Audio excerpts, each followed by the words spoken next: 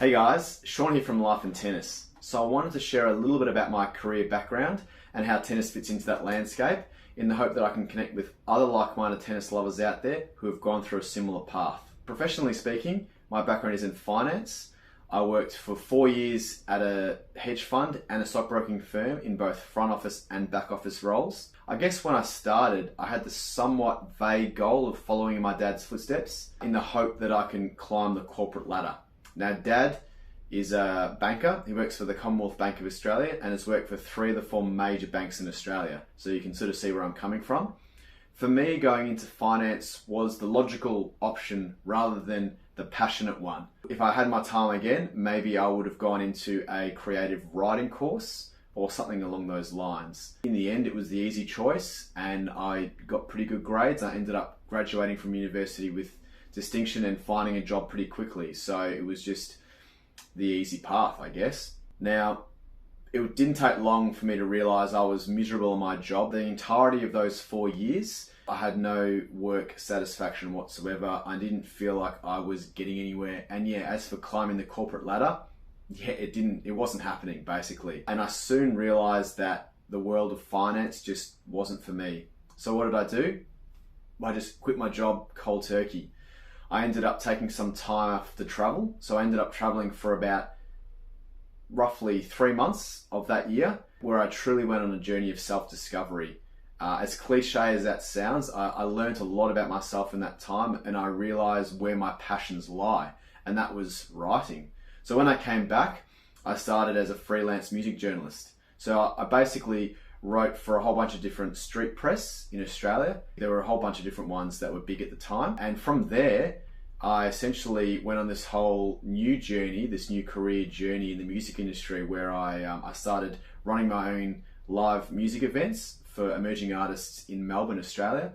And I also started my own artist development company with a couple of business partners. Now, again, through this journey of self-discovery, working in the music industry, I quickly realized that the music industry itself wasn't for me. It was a bit too cutthroat, and it was one of those, it's more who you know, not what you know. And I also realized that, there were lots of aspects of running a company in the music industry that didn't really fit in with why I started this process in the first place. My first love, which was basically writing and music. I'd sort of gone away from that. And then the pandemic hit, which hurt a lot of people, but particularly the music industry. And I realized through this process that while I loved interviewing artists and telling their unique stories, the music industry as a whole just wasn't for me. At the time, I was also doing some tennis coaching on the side and playing competitively on the weekends. As my journey in the music industry came to an end, I realized that maybe the tennis industry could be a viable career path. So I started copywriting for a few different websites, including a tennis website, and I got a media pass to cover this year's Australian Open, which was a really exciting experience. I'll talk about that in my next video. Fast forward to today, and I'm a full-time freelancer. I work from home.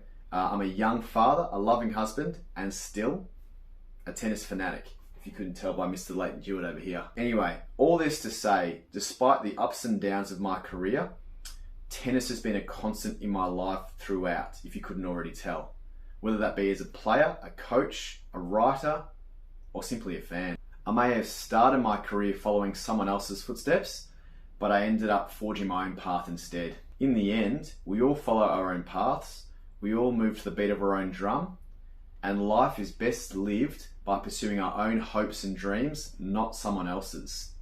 And I learnt this the hard way, or maybe not the hard way, but the long way. Let me know in the comments below if my story resonates with you. I'd love to hear from you and your unique journeys, and particularly what influence tennis has played in that journey. In my next video, I'll be discussing my first experience as a media representative at the 2024 Australian Open. Thanks, guys.